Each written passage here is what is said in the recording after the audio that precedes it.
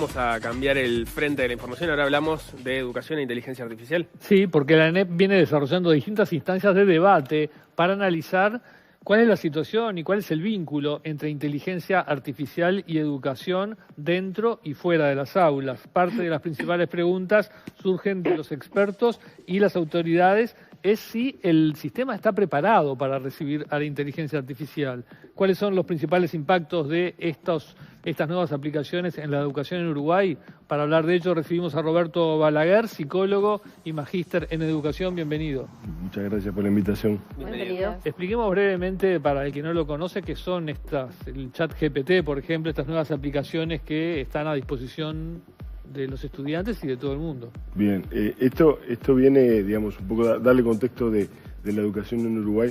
La semana pasada tuvimos un muy lindo debate en la sede de ANEP con varios representantes de distintos ámbitos, de las ciencias más duras hasta las ciencias más llamadas blandas, para justamente plantear desde un lado y otro de la mesa pros y contras de la inteligencia artificial y si el sistema estaba o no preparado, ¿no? Interesante porque cada uno de nosotros tuvo que tomar una posición al respecto, ¿no? Y siempre en esto, lo que todos estamos de acuerdo es que hay grises. Cuando hablamos de sistema, ¿qué sistema? ¿No? O sea, el sistema es muy amplio. A nivel terciario creo que hay muy buenos ya desarrollos de ello. De hecho, en estos días salió alguna noticia de empresas, digamos, de inteligencia artificial uruguayas con enormes desarrollos y potencialidades. Cuando pasamos al área de secundaria, nos encontramos, tanto secundaria como primaria, quizás nos encontramos con que, bueno, los docentes no tienen una definición clara, digamos, de primero, qué es la inteligencia artificial y después, qué se puede hacer con ella, cómo se puede aprender, ¿no? Y cómo puede esto impactar, bueno, en los distintos aprendizajes de una manera tal que no venga como a suplantar esa habilidad o pensamiento crítico, que es, por ejemplo, una de las cosas que cuando el sistema se agazapa dice, bueno, hoy ya googlean las cosas con ChatGPT, ¿no? Que es, digamos, una aplicación que lo que hace es generar, digamos, de las primeras aplicaciones generativas de lenguaje, es decir, vos le haces una pregunta y a diferencia de Google, que te da una serie de resultados, acá te da una respuesta que vos podés ampliar, que vos podés repreguntarle, que vos podés darle pautas como para decir, mira, quiero que tu respuesta me la digas como si fueran los entrevistadores de desayunos informales, ¿no? Sería interesante hacerlo eso, para ver qué sería lo que preguntar. O quiero que me la hagas como si fueran niños de 10 años que están intentando aprender por primera vez algo, ¿no? Es decir, es una inteligencia que da un salto cualitativo desde finales del año pasado y que ha revolucionado todo, porque realmente hoy para mucha gente te soluciona por lo pronto la hoja en blanco. Vos tenés que plantear una idea, tenés que plantear un proyecto, le planteás a ChatGPT como pregunta y ya te va a dar una base, en la mayoría de los casos acertada, actualizada hasta el 2021, pero en muchos casos acertadas y en otros de repente no tanto. Porque una cosa muy sutil, pero extremadamente interesante para el debate es que los detractores de esta tecnología dicen que en realidad es un sistema generador de lenguaje, ¿no? Pero que no piensa, pero dice palabras, ¿no? Lo cual a mí me parece súper apasionante porque, digamos, cuando uno lee, dice, bueno, no, pero esta persona, ¿no? Este sujeto que me está contestando, realmente está pensando. Yo puedo estar o no de acuerdo, pero está pensando, ¿no? Entonces, si es solo un predictor de palabras, que en realidad predice palabras, pero no piensa y usa el lenguaje, nos lleva a un dominio, me parece, filosófica y didácticamente y pedagógicamente y hasta epistemológicamente muy interesante, que es, bueno, ¿cuál viene a ser acá la relación entonces entre pensamiento y lenguaje? Que hasta ahora, digamos, estaban absolutamente imbricadas. Pero bueno, dicho todo esto, ¿está preparado el sistema? A veces sí, a veces no, en algunos niveles sí, en algunos niveles no, ¿no? Y en muchos lados, siempre cuando hay una tecnología que es tan disruptiva, genera mucho miedo y pánico moral. Ahora, vos decías, bueno, los detractores de la inteligencia artificial en la educación. La pregunta que me surge es, ¿hay lugar para los detractores de la inteligencia artificial?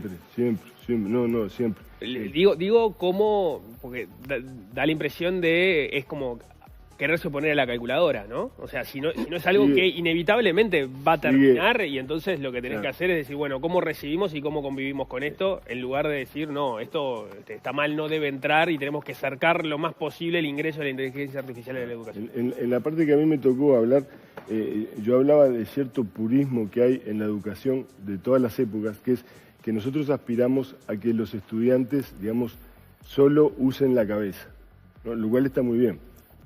Pero en este mundo donde hay libros, donde hay Google, donde hay ChatGPT, usar solo la cabeza es sumamente limitante, digamos, de nuestra posibilidad, porque vivimos en una sociedad y cultura donde la tecnología nos permite, bueno, hacer búsquedas, encontrar datos, poder procesar determinados números en forma muy veloz. Entonces, aspirar a solamente que sea ese purismo de la cabeza hace que esos detractores tengan elementos para ello. Deep Blue, ¿se acuerdan la computadora de IBM en 1997 cuando derrota al gran maestro Kasparov? ¿No? Ahí se dividían las aguas. Estaban los que estaban contentos, uno porque estaba, digamos, final de la Guerra Fría, estaban contentos por razones políticas, otros estaban contentos porque es la primera vez que una máquina derrotaba a un genio, ¿no? Como Kasparov. Pero Kasparov, pasado el tiempo, digamos, de herida narcisista, dice una cosa que a mí me parece sumamente interesante. Dice: yo quedé enojado, pero después empecé a ver que con los nuevos sistemas que había de software, yo liberaba mi mente, utilizaba mi parte creativa y toda la parte de memoria, de procesamiento, de data más dura, la dejaba en manos de la computadora. Entonces, la versión de Kasparov post-Deep Blue fue mejor que la anterior. Y eso es lo que marcan en general las investigaciones. Acá vos tenés un encuentro de una mente con una tecnología, ¿no? Si la mente está en nivel 1 o 10, bueno, es lo que va a poder, digamos, desarrollar esa tecnología, llevarla a 11 o 20, ¿no? Tenemos que trabajar en esos dos niveles, tenemos que trabajar en el desarrollo de habilidades críticas, de pensamiento, de comunicación, pero también en habilidades prácticas, técnicas, que permitan que esa tecnología nos desarrolle y nos potencie. No que nos supla, ¿no? Porque ahí es donde estamos frente al uso de Google como plagio, al uso de ChatGPT como alguien que te soluciona un problema, sino a un uso inteligente, hacerle preguntas inteligentes a un sistema inteligente para llegar a otros niveles más superlativos. El ejemplo de Kasparov es muy interesante, pero estamos hablando de un genio, digamos, o de una persona súper capaz e inteligente que a su vez quería mejorar él, digamos, ¿no? Y lo tomo para ese lado. Ahora, ¿qué pasa con niños de primaria o con estudiantes de secundaria que la realidad hoy es que no logran entender un texto y acá se les permite la oportunidad, como vos decís, de superar el tema de la hoja en blanco, digamos? Es decir, a alguien que no está logrando llegar a lo mínimo necesario, acá se le presenta una herramienta que dice, bueno... Totalmente. Acá dos cosas. Post-Kasparov se hicieron muchos más estudios y hubo uno súper interesante, no recuerdo los nombres de los dos ajedrecistas, que eran medianamente buenos. No eran maestros como Kasparov ni eran grandes genios, pero eran muy buenos técnicamente. Cuando se empiezan a hacer distintos torneos, estos sujetos que eran bastante buenos, pero muy hábiles técnicamente, son los que siempre ganaban. Mientras que los que eran grandes maestros, pero muy poco hábiles técnicamente, no aprovechaban, digamos, las bondades de la tecnología. Entonces, eso, punto uno, es decir, siempre hay que trabajar, ¿no? Las dos cosas. La posibilidad de llevar esto a su máxima expresión y la posibilidad de llevar a que estos chiquilines, cuando enfrenten a ChatGPT, le hagan preguntas que tengan sentido, le hagan preguntas que, digamos, sean críticas y no, por eso decía, no que venga a ser supletorio de un pensamiento. Si el planteo es para sacarme de arriba esto, hemos fallado antes, porque, digamos, esa tarea que está enfrentando ese chiquilín, sea de segundo de escuela o de segundo de facultad o de doctorado, porque esto pasa en todos los niveles, estamos fallando en, digamos, en generar un ambiente, ¿no?, de curiosidad, un ambiente de aprendizaje que me lleve sí a hacerle preguntas interesantes, que me lleve a repreguntarle, que me lleve a generar conocimiento en ese intercambio. Pero por primera vez tenés, digamos, un interlocutor muy, muy, muy inteligente, ¿no? Es interesante esto que decís, 24/7. pero exige necesariamente una capacitación docente previa, ¿no? Total, Para poder total. luego sí transmitirle a los estudiantes cuál es el camino Bueno, adecuado para seguir. En realidad hay dos caminos. Uno es ese, que es el más largo y el más difícil, y el otro es animarse a explorar, ¿no? Animarse a explorar en conjunto. De autodidacta, decís, docente, Todos, estudiante. todos, alumnos y docentes, ¿no? Alumnos y docentes, para que sea una herramienta realmente primero, de generación de curiosidad, porque vos fíjate que muchas veces las preguntas que hacen los docentes a los estudiantes, muchas veces ya conocen las respuestas. Y eso ni siquiera fomenta la propia curiosidad del docente. Lo interesante, digamos, de la actividad docente es que te obliga a estudiar. Cuando vos realmente te gusta aprender y no enseñar, que son, digamos, son primos hermanos, pero lo que se transmite en un caso y otro son distintos. A mí me gustan los docentes que transmiten pasión por aprender. Entonces, no es gran problema ahí si nosotros ponemos ChatGPT, ¿no?, en el medio y decimos, bueno, mira, vamos a preguntarle como si fuéramos, no sé, los que estábamos ese día en la declaratoria de la independencia, ¿no? ¿Qué nos podrían decir de ese ambiente, de cómo se llegó ahí? Entonces, son preguntas que son, digamos, realmente de curiosidad, ¿no? Y que son las que realmente a vos posteriormente te llevan a ir a leer algo. Si son preguntas, digamos, que tienen una respuesta sola, sí, no, 1815, 1825 o 1930, poco vamos a aprender, vamos a seguir en ese nivel memorístico que, bueno, que tanto venimos criticando y protestando desde hace ya al menos un siglo. ¿Y se está hablando de esto en las clases, en la escuela, en el liceo, en la facultad? ¿Se habla de este tema? Yo no me animo a decir sí, no, donde yo tengo oportunidad, sí, me consta que alguna gente sí, me consta que la UNESCO está tratando de que se aprenda con las tecnologías y que se aprenda sobre las tecnologías para también entender cómo se genera este conocimiento. Es una forma también de aprender de nosotros, de cómo pensamos, ¿no? Es decir, es una vueltita más de tuerca. No solo para responder, digamos, las preguntas que nos estamos haciendo, sino para preguntarnos, bueno, ¿cómo es que nosotros generamos una respuesta cuando alguien te hace una pregunta, ¿no? Es un mundo fascinante. Esto cambia de alguna forma, además, el concepto, la forma de estudiar. O sea, es un camino completamente diferente al tradicional. Claro, vos tenés un tutor, mentor, inteligente, disponible 24/7. O sea, esa sería la mejor manera de interpretarlo. Es al menos una que es casi irrefutable, ¿no? Mientras no le preguntes resultado, digamos, del clausura del fin de semana, porque está actualizado hasta el 2021, está bien. Pero todo lo demás, vos podés plantearle preguntas, podés decirle, mirá, yo tengo un proyecto de investigación que apunta a esto, tengo un proyecto periodístico que apunta a esto y quiero llegar de determinada manera. Y quizás no todas las respuestas sean ni veraces, ni realmente, a veces, como decían algunos en el debate, a veces tiran fruta, ¿no? A veces, claro, casi como las personas, lo cual lo vuelve hasta más interesante en algún punto, porque te lleva a vos a la habilidad crítica de cotejar. Eso que dijo, me parece que no es tan así, ¿no? Entonces, es un mentor, es un tutor 24/7, es muy inteligente, muy veloz, al cual hay que hacerle preguntas inteligentes y a sus respuestas tamizarlas, ¿no? Repreguntarle, casi como un periodista. ¿Y llegaron a algún consenso en estos debates que organizó la ANEP? La idea no era generar consenso, sino generar pensamiento, ¿no? Entonces nos dividimos, ¿no? De un lado los del sí, del otro lado los supuestamente del no, y ahí cada uno argumentaba, para Juan Pedro Mir, que hoy iba a estar acá, que le mandamos un saludo, estaba del otro lado de la mesa, quizás por eso no quiso venir hoy, ¿no? Se acobardó, lo convenciste. Cosas que pasan.